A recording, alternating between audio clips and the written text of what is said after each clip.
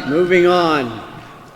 Adele, Faba, Berenda, awesome surfer. From an early age, Adele was a gifted athlete. She grew up inland, where she trained as a gymnast, an accomplished trick water skier, and spent many hours training as a competitive swimmer in the AAU Junior Olympic program. And that dedication to training played a role in her whole life. After completing college at the University of North Florida, she moved to Neptune Beach, 1 block from the ocean. She'd never surfed before. She didn't know anybody. She saw a neighbor have a surfboard. She borrowed a surfboard and taught herself how to surf. The first board she owned was a 6-foot Hansen single fin. Adele always surfed and competed with the guys up in the North Florida district. There were very few girls surfing back there. But she was no stranger to training. She trained prolifically out of the water, not just in her surfing, and it paid off. She started surfing in '78. In '79, she became second in the ESA championships in Hatteras. The next year, she went on to win 2 years in a row, '80 and '81. Now that speaks to me of talent. This woman has great talent. She was set up to pursue the tour. Lewis Graves took her under her wing, secured her sponsorship with Quicksilver and Body Club so she could go out on the ASB tour as a model and as a competitive surfer. And she moved down to Brevard County, where she became a standout at First Peak. Now, she was the first woman to really earn a spot at First Peak. Hartley, how hard is it to earn a spot at First Peak? Okay, Adele did, all right? Pretty hard.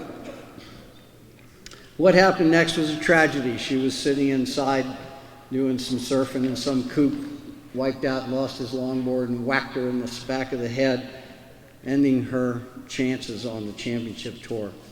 Adele is a fighter. She's been suffering from severe pain from the age of 15 and overcome those setbacks time and time again. She spent 2 years out of the water rehabbing and went to California in 1985. She had Gary Linden make her a quiver surfboard. She got back into surfing, and one day she paddled out and met her husband while surfing 12 to 15 foot blacks. And that changed her life. David, there you go. All right. She got her surfing back together in 2004. She beat Jericho Poplar in the Masters division at the Topanga Malibu Classic while also winning the women's title. So her competitive game was back on in the early 2000s. In 2005, she had another accident, slip and fall, broke her lower leg, and thereby ending, again, her competitive career. So the statement here is a phenomenal surfing talent, someone that has put up with severe pain. She has CRPS and is in the hospital and doctors constantly. She's a tremendous gal. She's gorgeous. She was always somebody to look up to. She has a foundation, the Adele Faba CRPS and Chronic Pain Foundation. She works with 165 patients. She's dedicated to that and pain management. Ladies and gentlemen, a fighter, a natural athlete, Adele Faba Berenda.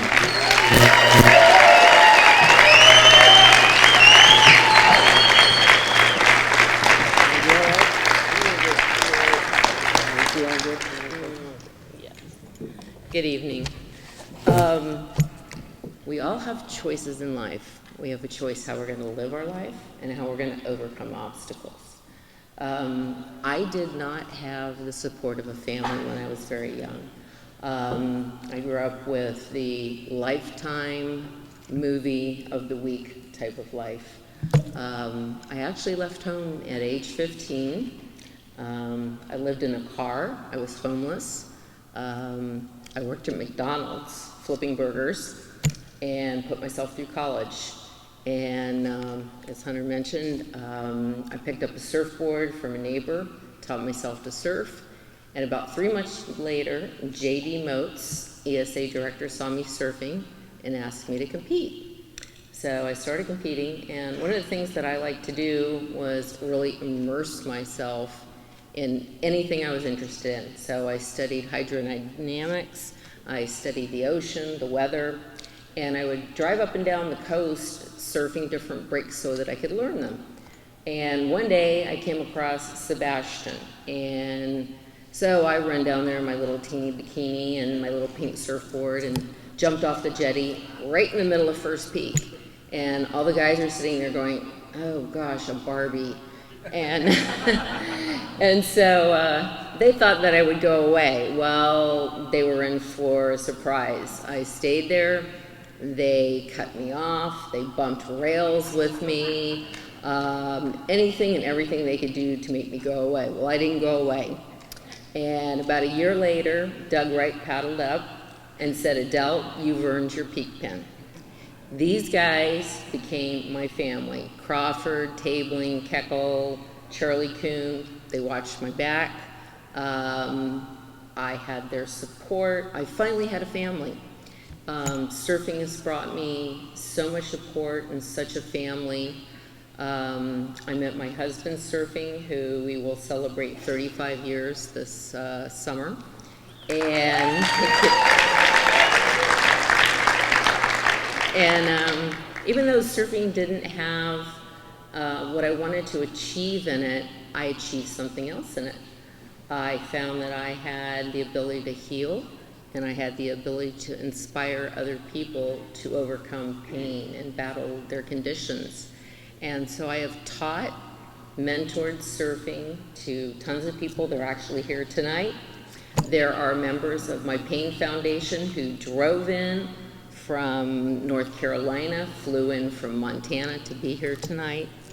And to me, that is so special. This award is wonderful, but having all these people that my life has influenced is heartwarming for me, and it's something that's very special. And these people continue to support me, which keeps me going. And so I want to thank them, the Hall of Fame, and I want to thank all my friends that are here tonight for this. Thank you.